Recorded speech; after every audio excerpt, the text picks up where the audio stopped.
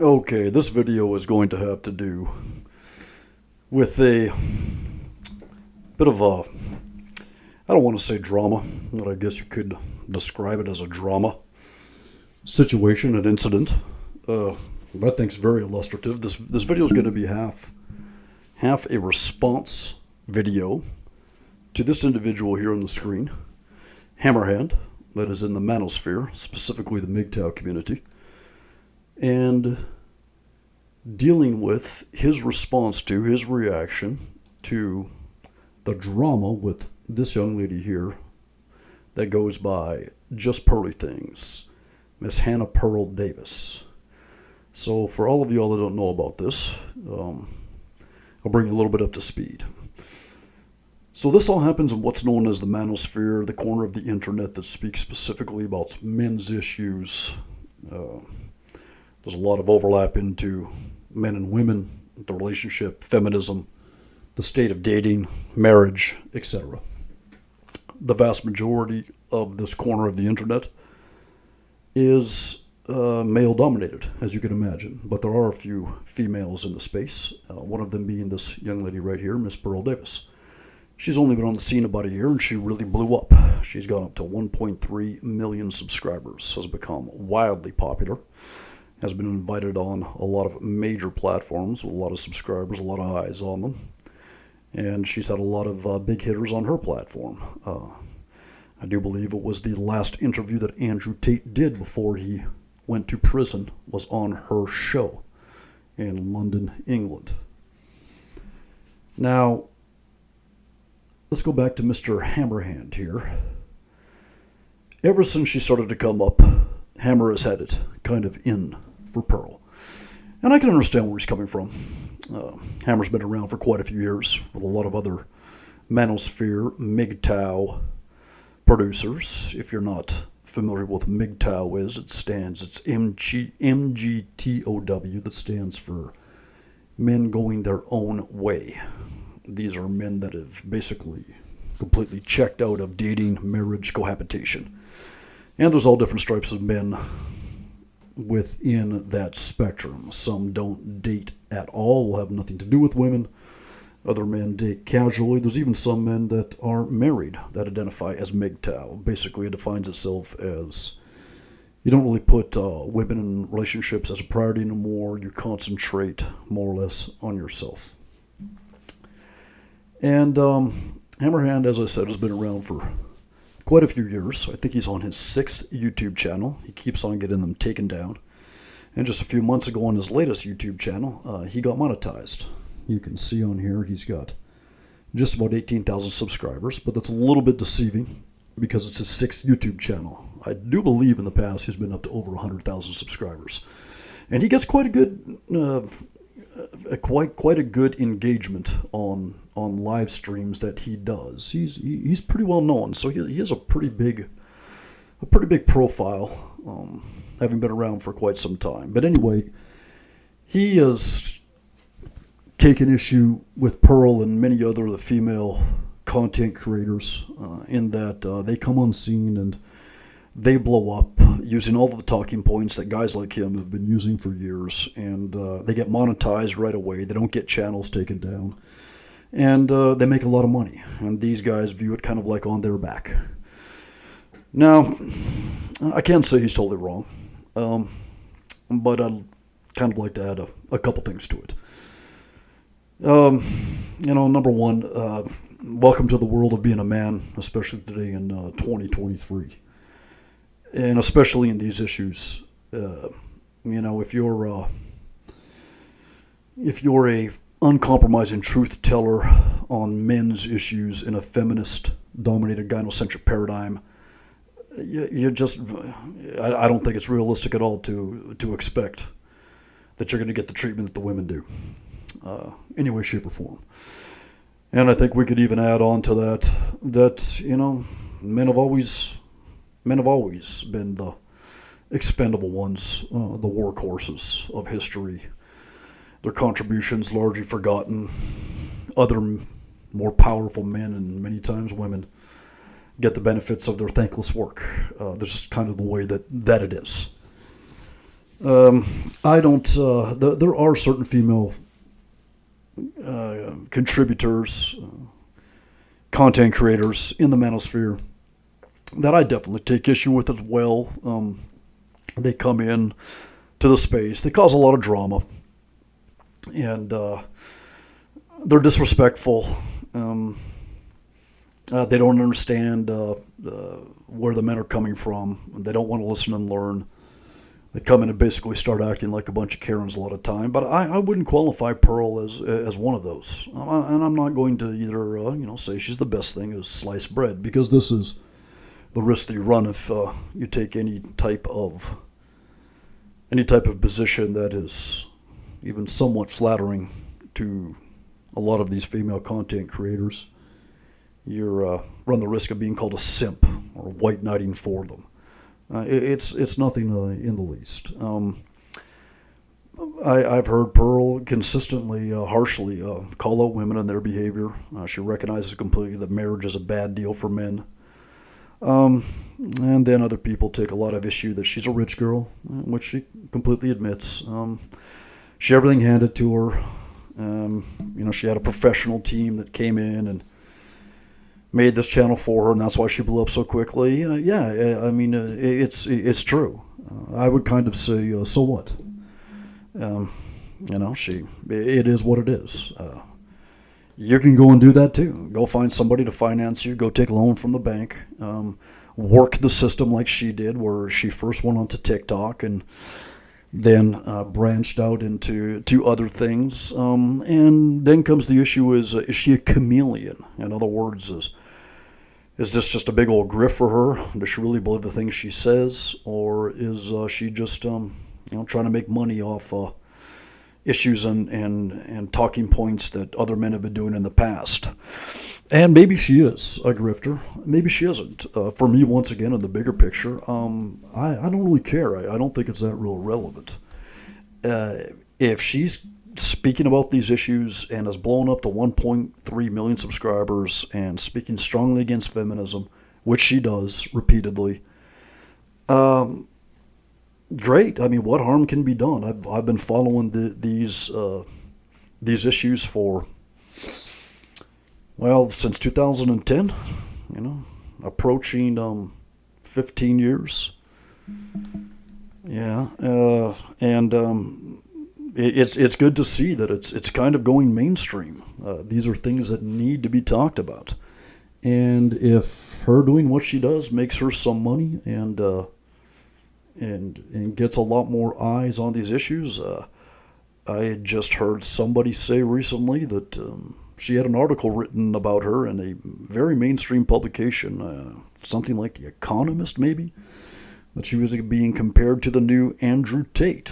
And once again, I always have to put these disclaimers. It's very unfortunate. It's not an endorsement, a blanket endorsement of anybody. Andrew Tate or Hannah Pearl Davis, Just Pearly Things, none of them. It's just observations of what's going on and analysis. And like them, hate them, somewhere in between. Andrew Tate has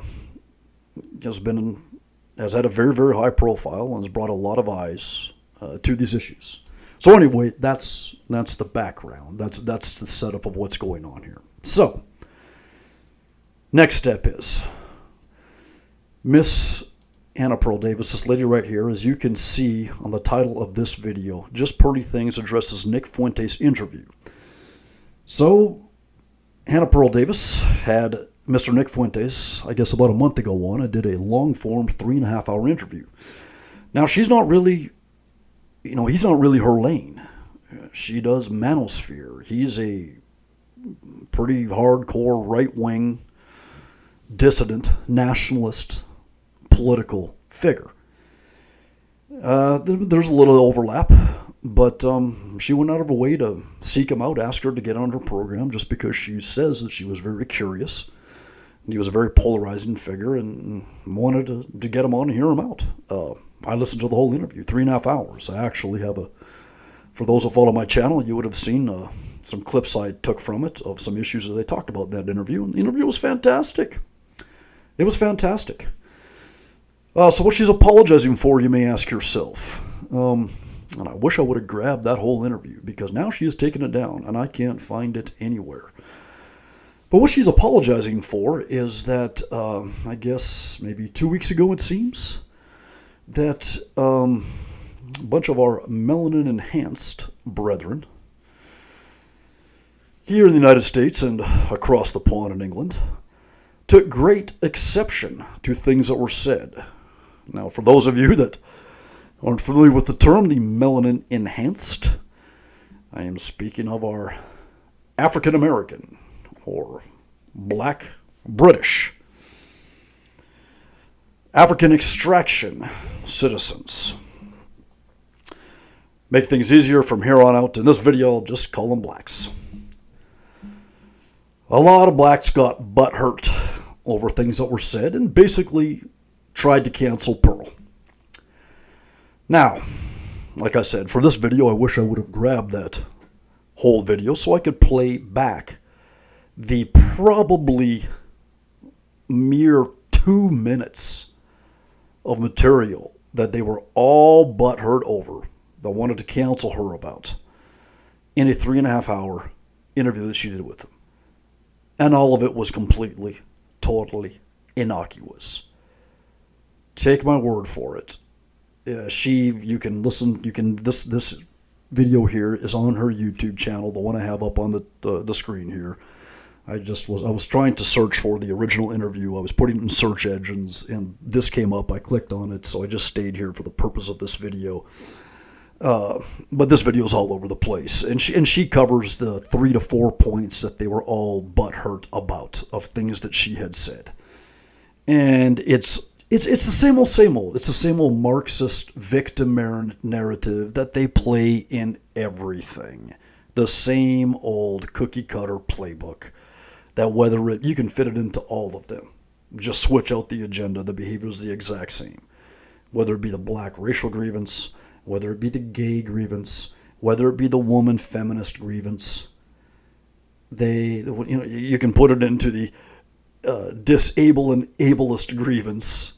It's always the same. It's always fragility narrative that they lose their minds over the most simple, innocuous comments, blow it all out of proportion, and then try to do a Mao-style struggle session on you to get you to retract it, to humiliate you, etc. And it really does seem that Pearl was quite naive, I think, and kind of cucked to it, and came out with this apology video. And then, of course, as we all know, that's not going to be good enough.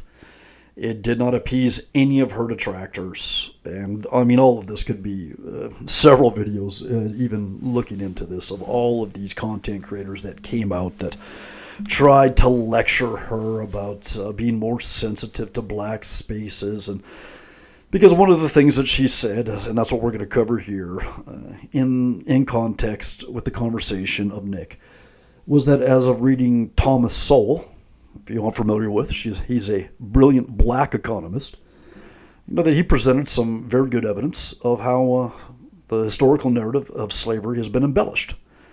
And it's absolutely true. Absolutely, completely, totally true. And she touched on the movie Roots, of saying, and I'm going to cover that here too, of how the author of the movie Roots, the original book/movie back in 1977, I've just come to learn doing this video that they recently remade that. I didn't even know.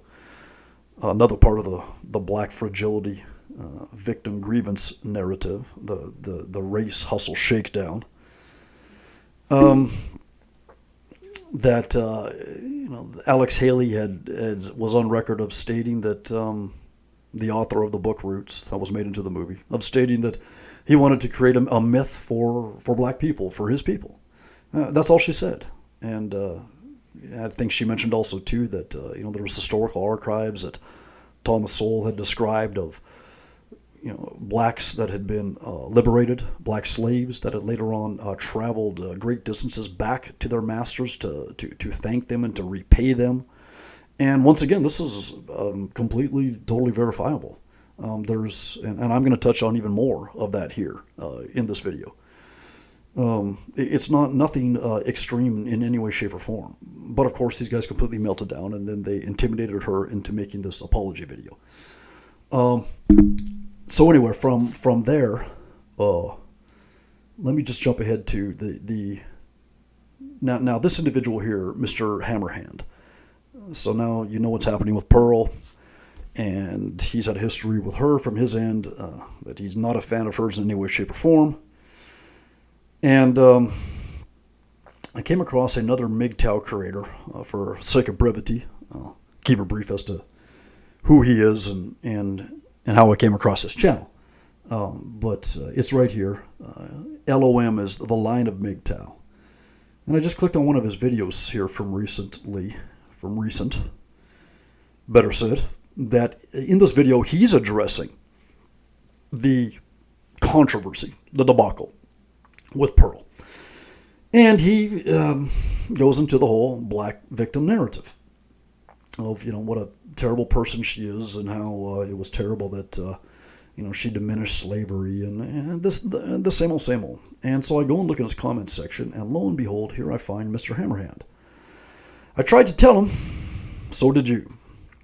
If slavery was no big deal, why did 600,000 men lay down their lives to wipe the scourge from this country?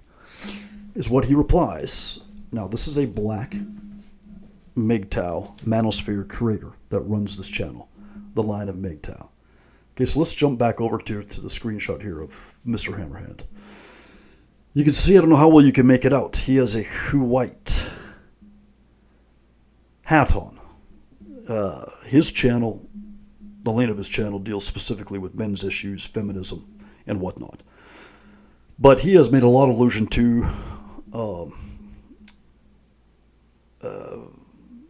being very pro dissident right issues. He has posted many videos on his channel and put many in his community tab that are on the alternative World War II history, for example.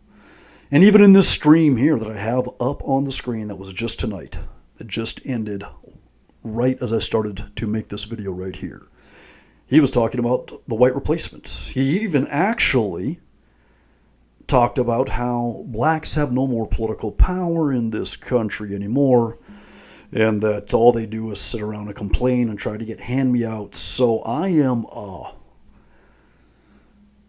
either rather perplexed. I don't really know. That's why I'm making this video. I actually super chatted Mr. Hammerhand here. He read my super chat, and I told him I was going to make a response video, and he said to tag him and he would listen to it. So we'll see what he has to say. I've often enjoyed a lot of his content. He often is on record of saying that he does not want to debate, he does not want to fight, he does not argue, but he would be open to a discussion. So, Hammer, if you're listening to this, I'd very much like you to take this content in that spirit. Because I don't know. I'm going from perplexed to kind of like, what the F is up? So please, I'd like you to clear it up for us here, because I'm just going to go with what my initial conclusions were from this comment. Okay, and knowing that you are very well aware of the agendas that are going on. Now, I had put in my comment there, you can see there's 3 replies here. I replied earlier today, and I had about a 1-page reply, and I've come back now and it is gone. When he read my super chat, he says the algorithms have deleted my comment. I don't know that. I don't know enough about this to know that. If they had, or if the channel owner has deleted my comment. Being that my comment, from what I've seen in these comments here, would have been completely against the grain of everything they're saying here, I would not be at all surprised. And actually, I'll lean more to thinking that the owner of the channel has deleted my comment, but I don't really know. I'll give the benefit of the doubt. So anyway,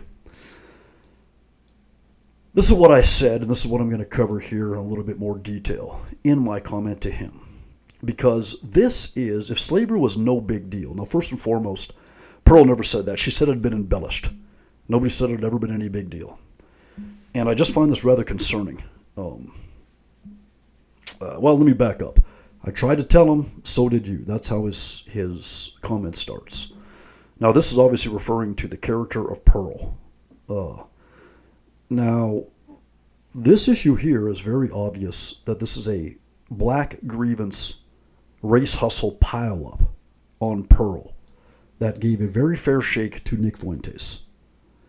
And another piece in that the day that she released her apology video, this one right here, she went on a live stream with another Black Manosphere content creator by the name of Obsidian. And I was refreshingly surprised because Obsidian invited all of the content creators that had trashed Pearl and tried to pile onto her to come onto his stream and talk face-to-face with her. I believe maybe only one or two did. And they had a very weak showing. They kind of tried to lecture her again, and Obsidian very, very much went to bat for her. And not only that, but he had other content creators calling in throughout the show, being on camera, that were very much in her corner and very much would be in my corner, that basically told her straight out, you messed up, completely apologizing to these people. This is just a race hustle. These are people that will never be pleased. It's a Marxist ploy. They saw it completely clearly. And there were more black content creators that participated in that stream that were very much on her side. Told her she had nothing to apologize for. She shouldn't apologize. She did an excellent interview. Doesn't mean that she endorsed the views of Nick Fuentes, and who cares if she does anyway. That's her business. You don't bow to these people. And this is the bigger point, really. And that's why I'm making this vid and responding to Hammerhand, because I think that this interaction, and even for those of you that wouldn't be familiar with any of this corner or any of this drama going on, it's very illustrative, these type of things that happen, of the much bigger picture of these agendas that are going on to destroy Western society. And it's quite fascinating how it's intertwined into men's issues, feminism, women participating in the discussion, and then it even goes into the racial politics, Marxism, etc.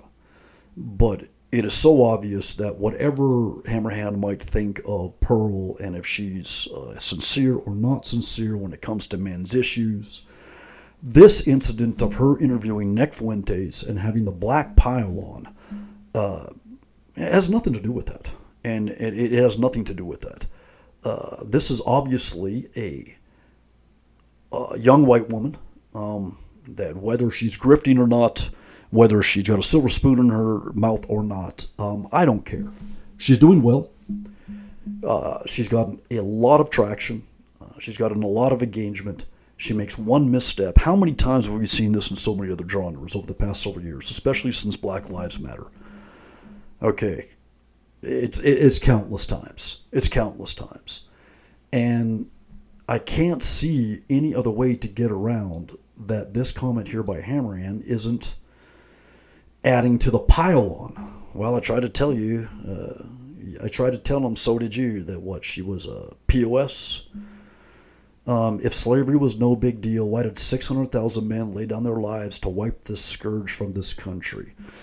This is a cartoonish narrative, Hammer, and this is what I said in my comment. I'm actually absolutely shocked that somebody supposedly that presents to be as informed as you are about the cartoonishness of the anti-white agendas and the perverting of the historical narratives, that you would make such a comment. It just seems to be gross pandering to a Marxist racial grievance mob. So this is what I said in my comment. Okay, now first and foremost, I already started with the no big deal thing. Nobody said it was no big deal. But beyond that, 600,000 men did not lay down their lives. That's what I said to him right off the bat. No, they didn't lay down their lives for it. First and foremost, 600,000 people were killed in that war. That's from the North and the South. I don't know the exact breakdown. I'm sure we can look it up. But for argument's sake, let's say, and it's probably even more, but I'm going to give the benefit of the doubt, but it's probably even more skewed for more deaths in the South than in the North, because the South was invaded. The war was fought in the South. But let's just give the benefit of the doubt and say 300,000 of those were men from the South that were defending the Confederacy, who were the slave owners. Now we know very, very well that there were slave owners in the North. We know very, very well that even though there was much more slavery in the South, it wasn't like the North was this great bastion of equality. We know very well as well that men were forcefully conscripted or enticed, kind of bribed, like the Irish getting off the boats and immediately conscripted with the promise of American citizenship if they went immediately to go fight in the war. This war was massively unpopular in the North, were the ones that were executing it. They call it the Civil War, but it was really the war of northern aggression against the South. Okay, so that they weren't laying down their lives to get rid of slavery. So here's another piece of evidence about the true, non-politically correct history of what's called the Civil War. And as I mentioned before, they call it a Civil War, but actually a Civil War is when two parties are fighting for the control of one country. You could say that they're fighting for the control of the capital of a country. The American quote-unquote Civil War was not that in the least. The South was trying to secede.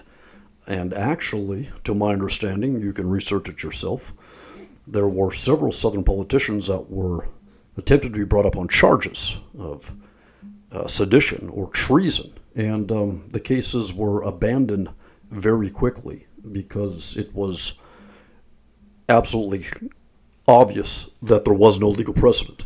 They had every right. States were supposed to have almost complete autonomy with the exception of a few powers. The southern states were just trying to do their own thing.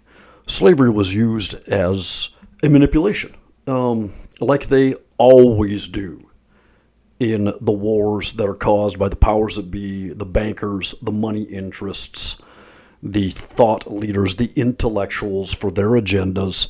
How many times do we have to see it? And this is, once again, as I'll probably keep on repeating throughout, it's astounding that somebody like Hammerhand would buy into this narrative and not understand these things. I just can't believe that he doesn't understand these things, and that he's pandering to this politically correct Marxist black mob. I mean, how about the babies in incubators back in the first Iraq War, which was completely revealed to be an absolute lie? If you're not familiar with it, look it up. How about the Gulf of Tonkin incident to start the Vietnam War? Completely admitted now, 100% fabrication.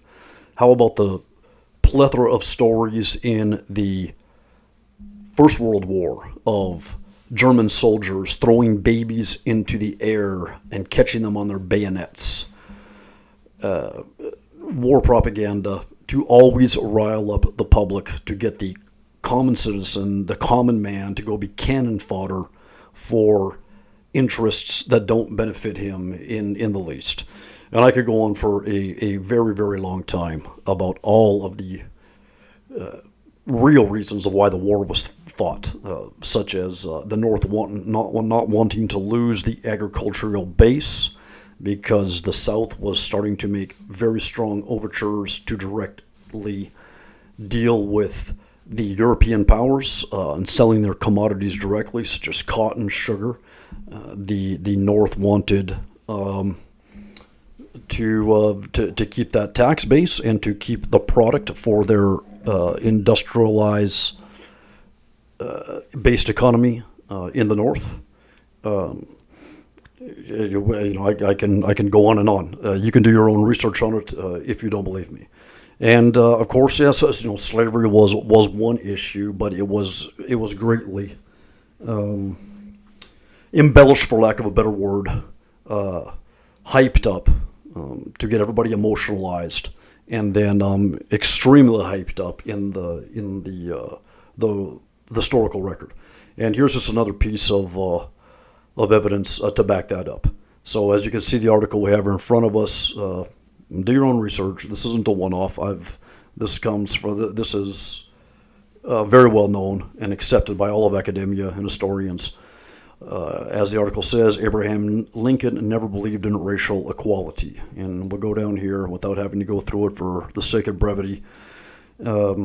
This is a quote attributed to him in 1858, so 2 years before the war broke out. I am not, nor have ever been, in favor of bringing about in any way the social and political equality of the black and white races.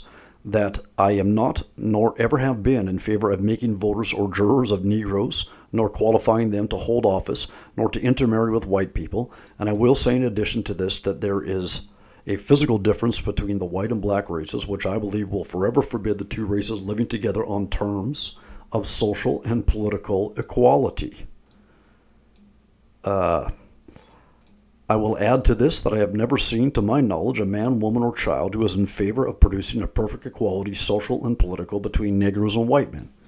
Now, of course, he doesn't come straight out and say that he would prefer slavery, but make your own judgment compared to the myths about the righteous cause of ending slavery because everybody wanted equality. And you can go down and read this article. It's a pretty good article.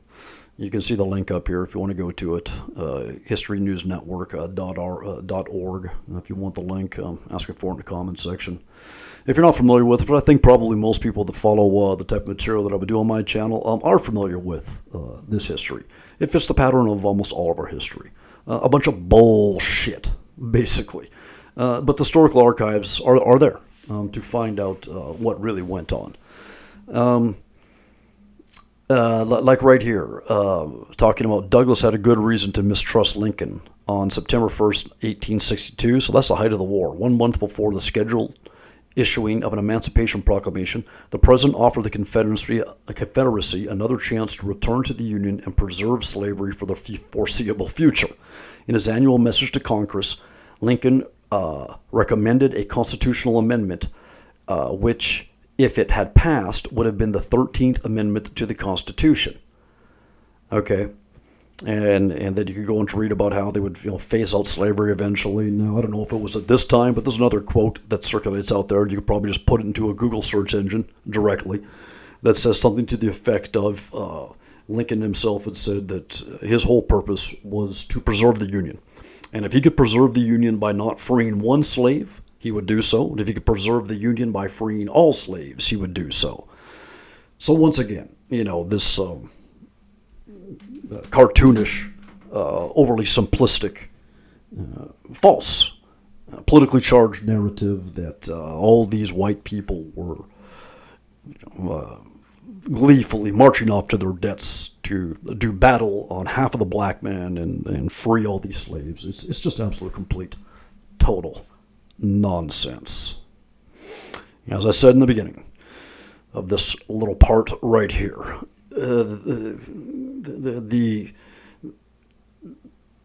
this just fits the pattern of all. I suppose that there's been a few wars throughout history. I'm sure there have been, and actually on the side of the South, because they were being invaded and having their whole culture and society destroyed by a very hostile North.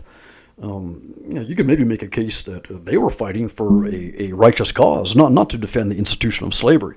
I saw an interview with Ron Paul many years ago that he said it very, very well, that slavery was already on the way out. There had been dozens and dozens, I think up to 200 slave revolts. The revolution in Haiti, I think, happened in 1837. That's over a couple of decades before the Civil War. The international slave trade, transatlantic slave trade, had already had an end put to it by military force. There was no more importation of slaves. There was many countries that are already dismantling it and abandoning it. The abolitionist movement, I believe, had been quite strong, to my recollection, from the inception of the United States being founded. This it was you didn't need a civil war to get rid of slavery. It was already being phased out. Its time had passed. So the evidence is overwhelming. The Civil War was, just like the vast majority of wars in history, fought thought for political reasons to manipulate the common man. And these are just feel-good myths that people want to believe. As Hammerhand's comment had said, 600,000 men had risen up righteously to give their lives to rid the country of this scourge. No, they were manipulated into it, or were defending their homes and their land, in the case of the South, from aggressors that were aggressing upon them for political power agendas. So that is that. And I mean, I could write and talk. I could write hundreds of pages about this and talk for hours and hours. Once again, I'm very surprised that he's putting up this cartoonish narrative. Now, the next thing I would want to go into is that it's always just painted as and this is important, and it's not a defense of slavery. That's just childish and absolutely stupid. It's talking about things in context, because make no doubt about it, when this is brought up in today's environment, in the context like it's being brought up here, and something that Pearl said, it's this hysterical reaction that how dare you deviate from the absolute worst thing that ever happened to black people, that of course, right, by extension, makes white people to be terrible monsters that will have to constantly beg to be forgiven of all time if you deviate from. And I mean, do you all hear the things that are said on a consistent basis? Like even Kyrie Irving there, when he had his controversy with the comments that he had made about the certain tribe of people. That, when he made a comment, something to the effect of when he was trying to educate himself or discover the 300 million of his ancestors that have been buried across this country. What are you talking about? What are you talking about, 300 million? Okay? I mean, the exaggerations of the absolute barbarity of everything that was going on. And this is indicative of in the comment here, that laid down their lives to wipe the scourge from this country. So a couple of the things that I mentioned in my comment was like, well, what about the thousands of blacks, free blacks, that had slaves as well? Is that ever mentioned? Or was it only just terrible whitey? Because this is the context, once again, that this is being done in. White girl Pearl dared to question one of their sacred cows. And let's be frank, we know that they're not all butthurt and offended. It's a racial shakedown. It's a way to exert their power over Miss White Girl, over white people in general, to be able to humiliate them, flex, a lot of times bring lawsuits, get money, whatever it may be. Okay, I don't buy this in any way, shape, or form that they are all so deeply hurt. It's laughable. If modern black people today, the United States, were their own nation, they'd be the 16th richest nation in the world. And they're still constantly crying about what happened 170 years ago now. I mean, give me a break. But back to where I was. That I mentioned, is, well, what about the scourge of the Native Americans that owned slaves? There was hundreds or thousands of documented cases of that.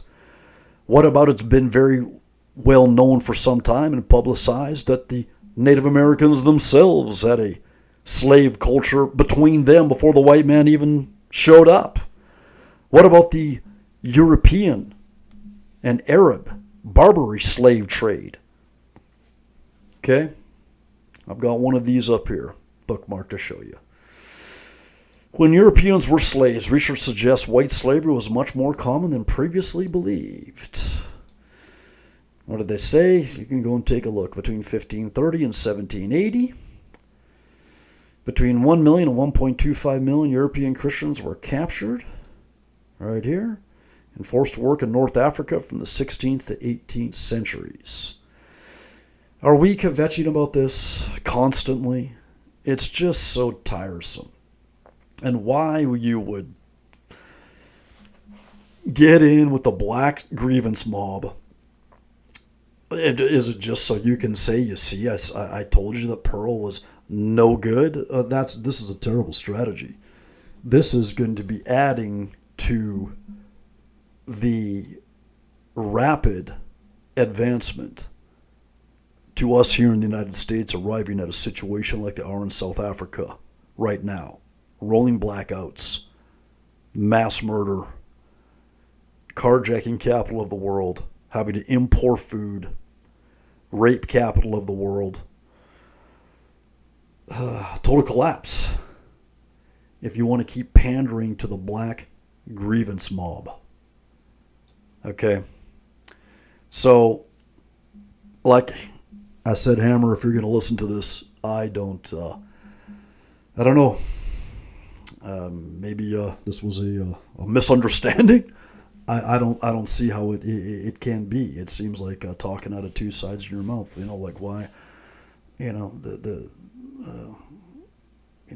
how long do we have to worship at the altar of slavery? I mean, why? I'm 50%. My dad's side of the family is 100% Ukrainian. If I were black and 50% black, I'd be seen as, Barack Obama was seen as, he was half white, and he was seen pretty well as all black. Well, I would be seen as like all Ukrainian to bring my grievance against the Stalinists and the communists that starved out 5 million of my people in an epoch that was a lot more recent than slavery. We're talking in the 1920s, 1930s in the Ukraine. But how has it affected me? It hasn't affected me at all. Okay, that's why I don't do it. It's asinine, absolutely asinine. But anyway, I don't want this video to take on forever. In the light of, these are some of the things I went and looked up. Some of their comments. These are some of the things that Pearl was raked over the coals for, and it seems to be by that comment that old Hammer is. I keep coming back to it here. Is in agreement. Now, if you go back and look at these are all the episodes of Roots that you can find, the original Roots from 1977. Now, I remember when this came out. I was 7 years old, and I still remember it very well. I don't remember the whole movie, not by any way, shape, or form. I don't really remember any of it, but I remember the fever that everybody was watching this on TV every night. This was a landmark production. Cultural production at that time that everybody was talking about. And if you go, I was just watching some of it here just to kind of get a bit of an idea of what they were talking about. And if you go through it, I mean, it is just, cartoonishly exaggerated as in, black man good and honorable and noble, white man, evil all the time, conniving, etc. And, it's just, I mean, I don't even know what to say because it almost seems,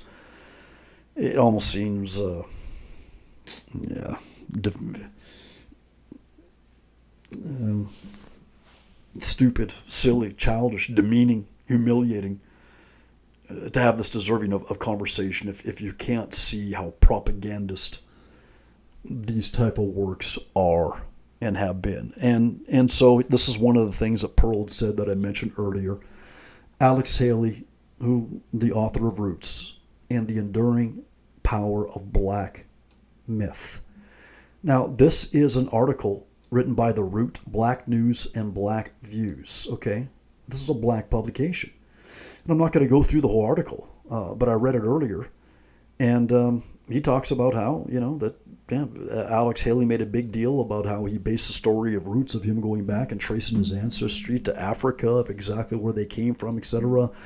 Then, 2 years later, for him to admit, for it to be found out that it was all BS. He just made it all up, and that's fine. Who cares? This is what happens all the time in showbiz and in propaganda, in culture wars. And the article is very fairly written by this black individual here for a black publication. That's basically kind of his take on it as well. He was very disappointed, but this isn't really any secret, so it seems, and it shouldn't even be controversial. And that just goes to show all the more of how disingenuous this lynch mob that came after Pearl, that Hammer, sir, you seem to be on board with, of empowering these Marxist grievance blacks to go after her. I mean, what's going to happen when you step out of line, sir? You know how close everybody is? I mean, I thought you got it. You know,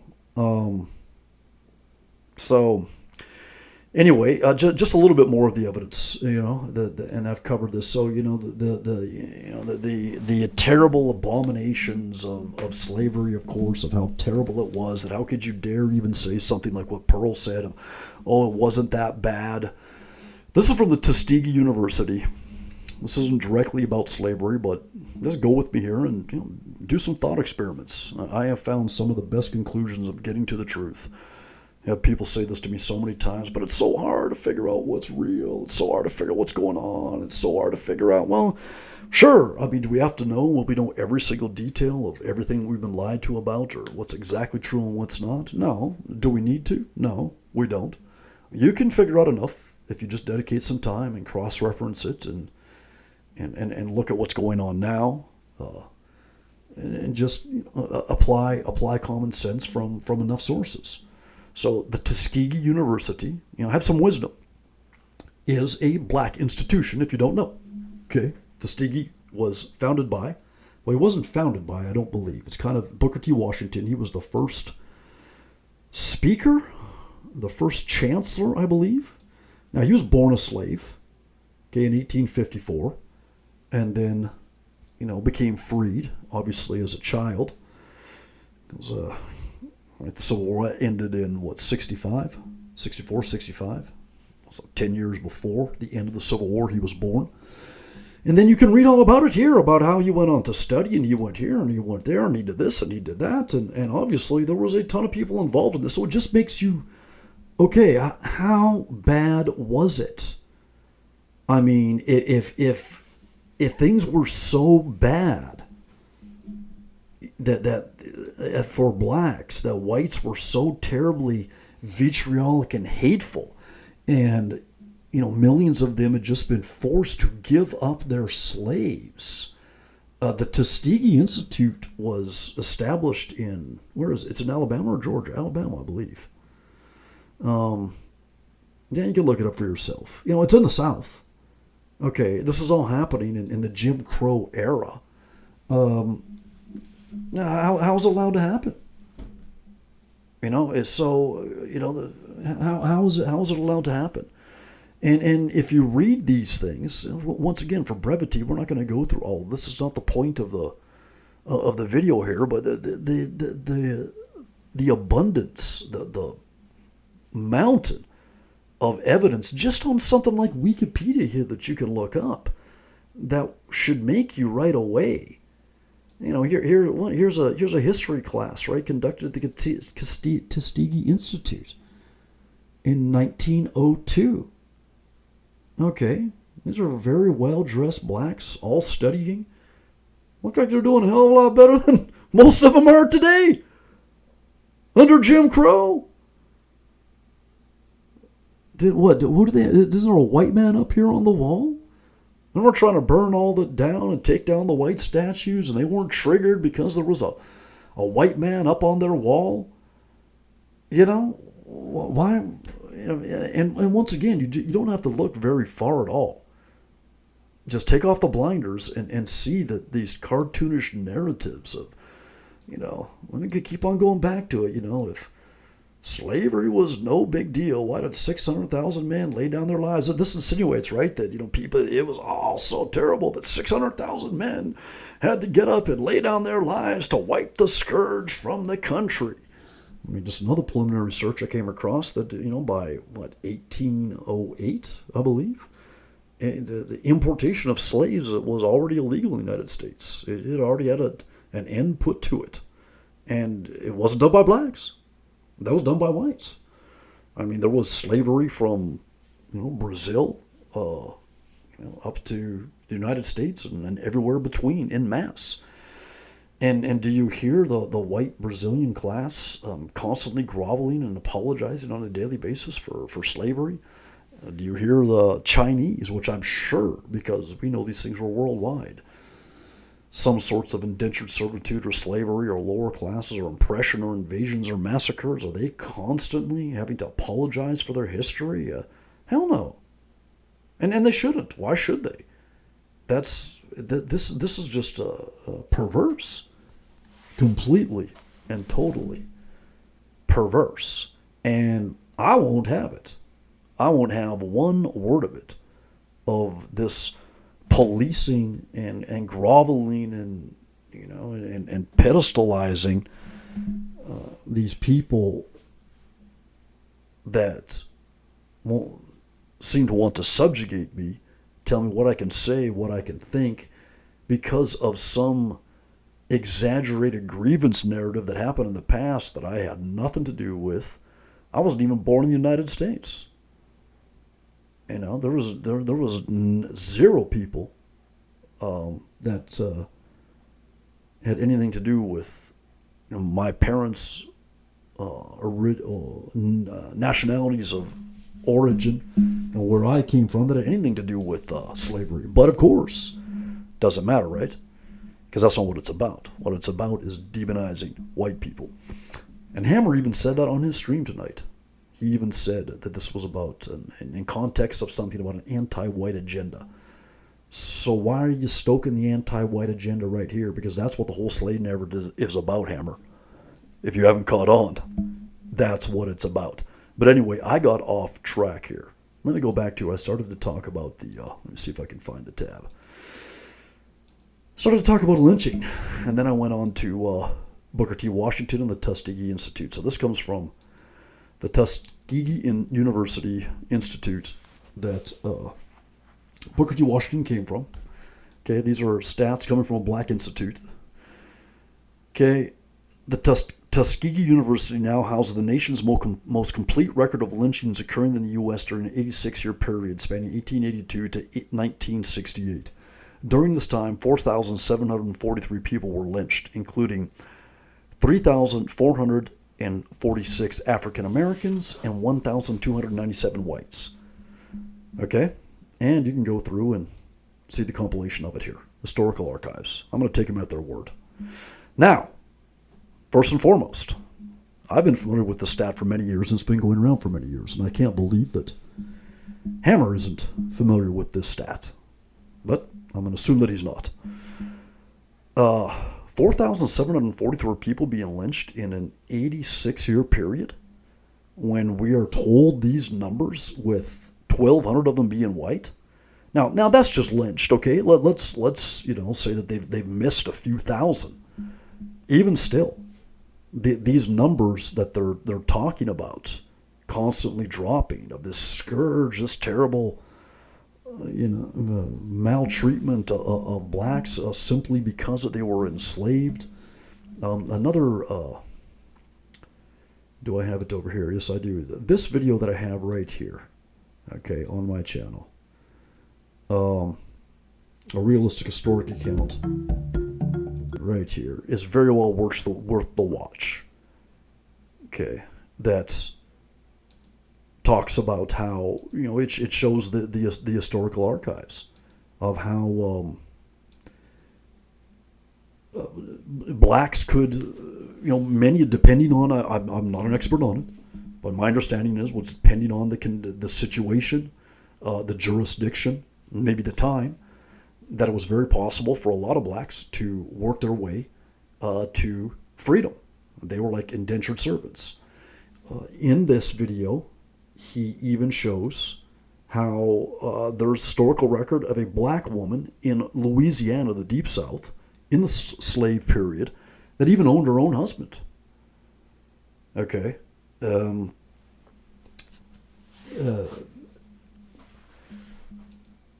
So, going back to the numbers of the lynching, because it's always these massively exaggerated numbers, and that's exactly what Pearl had said. And that's what he's referring to here. Hammer in his content. Well, if it just was no big deal, which she didn't say, I'm repeating once again, she had said it had been embellished. Well, yeah, that's, when you hear Kyrie Irving talking about 300 million of my dead ancestors.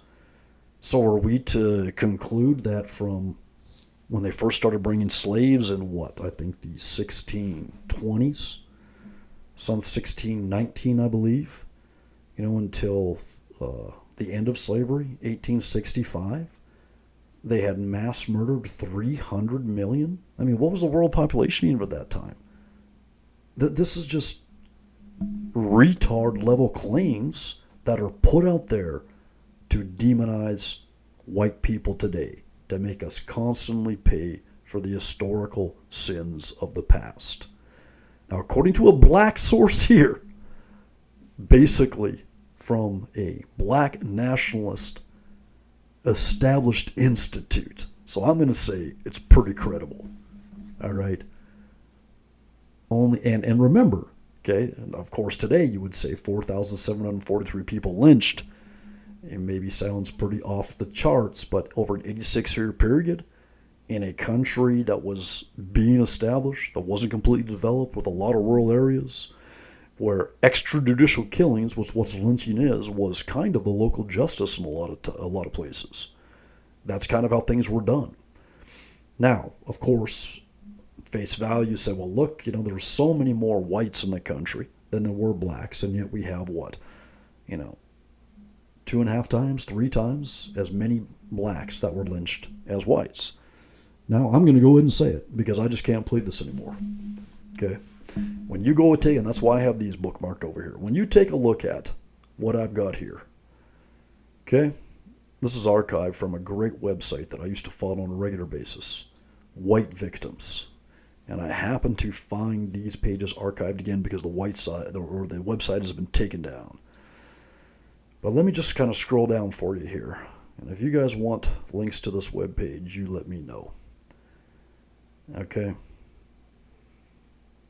Now, and he quit compiling these maybe 10 years ago when his website was taken down. And these are the ones that you just come across and would find. Okay. Of whites that are killed by blacks. Okay. We know that depending upon how you measure today, your chance, and if you don't believe me, you'll want links. These are Department of Justice statistics. That your chance of being violently assaulted, raped, murdered, or assaulted as a white person at the hands of a black is about 27 times higher than the reverse. And that that goes back to about 1965 with the passage of the Civil Rights Act. Now, isn't this kind of coincidentally funny, right? That right here, maybe it's not a coincidence, 1968, the Civil Rights Act, I believe, was passed in 65. So right about the same time, a 3-year difference, was when, according to the way that they were measured anyway, lynchings are stopping. Okay? And then, it seems to be about the same time, a relative tsunami. Now, of course, I know all my detractors out there will say, yeah, but 90% of murder or violent crime is interracial, not intra-racial. 90% of white victims are killed by other whites. 90% of black victims are killed by other blacks. And yes, that's true. But I'm sorry, that's a red herring. That's not what we're talking about here. In the overlap, and also knowing that the rates of violence in the black community are much, much, much higher than they are in the white community and any other community.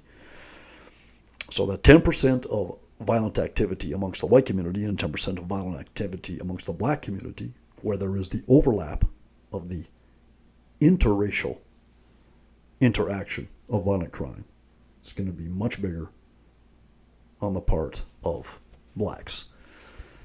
So where that overlap is, as I said, 27 times higher for you to be violently attacked and assaulted than the other way around. And maybe that it became that way was because it's always told to us these abuses of slavery, of the what you see in the movies like Roots, of them being whipped and maltreated and put in these contraptions, and whatever the punishment might be, it was always just he was a good boy, he didn't do nothing. Yeah. I don't know. I mean, what have we been seeing since 1965 with the behavior of masses of African Americans in this country? Is that the case?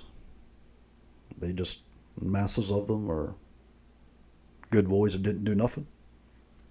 I don't know, maybe what's being called racism from the past is the white reaction for low impulse control and aggressiveness and tendency towards impulsive, violent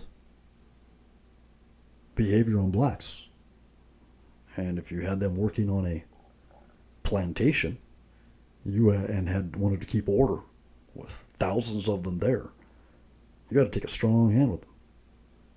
Now, once again, it's not a defense of slavery, but let's talk about it in context. It wasn't just blacks that were enslaved. Millions of whites were enslaved. There was at least tens of thousands, maybe hundreds of thousands of Irish indentured servants that came over. If you listen to the video that I have on my channel here about this alternative history of slavery, he goes into it that's very fascinating about the racial classifications and about the one drop rule, and that you would be qualified as black in the United States back in the slave era, and I think even the Jim Crow era, if you only had one drop of black blood in you. And they went back, I think he says in this video, to 1/64th. And meaning that it ended up that there were thousands of people that looked totally white, that were slaves. And was actually a very fascinating angle that I had never heard before, that he shows evidence that this was also another reason for the ending of slavery, is that it was becoming very concerning to a lot of white people, because it was had happened, starting to happen, that there were whites that were being mistaken for being slaves and being arrested and being taken into slavery, because you couldn't tell the difference, because there were so many free blacks and so many white people that were 1/64th, 1/16th, 1/32nd black that were working as slaves. So if none of this information that is very easy to verify and very, very credible, when you see the screenshots and videos like the one I have up here of the historical archives and hear it from the mouths of people like Thomas Sowell, and you can even cross-reference it. That's why I say this doesn't have anything to do with slavery per se, the lynching information here, but just add to it about the times, about this cartoonish narrative. You constantly have to demonize Whitey.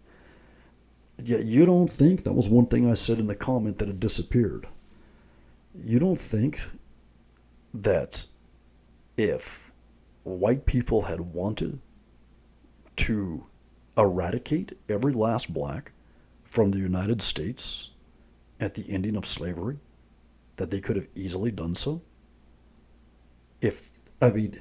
And that would only be logical for what we're taught about today. It is just a constant tsunami of how evil Whitey is. There will be more videos that I make on that in the future. I'm sure most of you that would follow my channel are very, very familiar with it already. And yet this is what we see here, that they were so incompetent, it seems, in their hatred and racism, that these millions upon millions of Americans that participated in slavery, supposedly, over an 86-year period, could only lynch 3,446 African Americans afterwards. I mean, wouldn't they be mad as hell if these slaves were escaped now and just want to be annihilating them all everywhere? They allowed Booker T. Washington to run this great institute that trained and capacitated blacks all over the place. I mean, come on, come on, come on. And then, I mean, talking about this here, so this is another page. This deals definitely with the mud sharks. Familiar with what the mud sharks are, the coal burners, right? These are all the mud shark casualties. Well, I shouldn't say all. That's sampling of them. I think the stat says that you're 9 times more likely, that's 900% more likely to be raped or violently assaulted if your partner is a black male. And yet we're supposed to be making comments like this that empower these people that want to demonize us. I tried to tell them, so did you. Slavery was no big deal. Why did 600,000 men lay down their lives to wipe the scourge from this country? And no, I'm not. I won't have any part of this in any way, shape, or form. None whatsoever. It's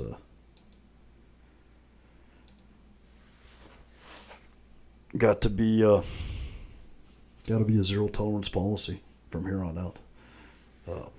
Pearl did nothing wrong with her interview. She should have never apologized for anything. And any of these people that are trying to make her do so should be shamed and ridiculed into existence. And if any apologies need to be made, it is the people that are responsible for this. Okay? So while this is going on today, I'm supposed to give 2 flying shits about what happened 170 years ago? If y'all want to play the race card, I don't. But they are. So alright. I'll play. If y'all want to play the race card, let's play. And of course, everyone listening to this gets, right, that as long as we make comments like this, apologizing for the scourge, then this is acceptable to happen. Because we're guilty, of course, for having unleashed this scourge on the poor black peoples that never didn't do nothing. I mean, maybe some of these people that were getting lynched right here, okay, just like the stats that I gave you, 27 times more likely, if you're white, to be the victim of black crime, or if you are a woman married or dating a black male, 9 times more likely. Maybe that would explain the massive skewing of the numbers. Not racism, not a scourge, not hatred. Is that just like today, as it's always been a constant, just like if you go to Africa today, you will still find people in Tanzania that are hunting down albino blacks and cutting them up and torturing them alive to use their body parts for spells. Maybe that's a strong hand that needs to be taken.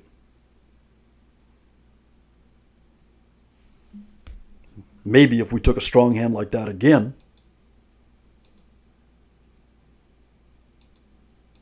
we wouldn't have pages. Oh, I think I just closed it.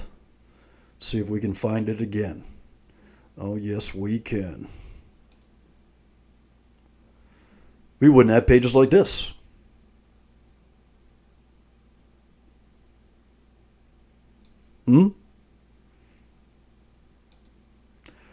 So if that's the way it's going to be, as they say, stop the hate and let's separate. Okay? Because I'm not apologizing or recognizing shit. Nothing. Absolutely nothing.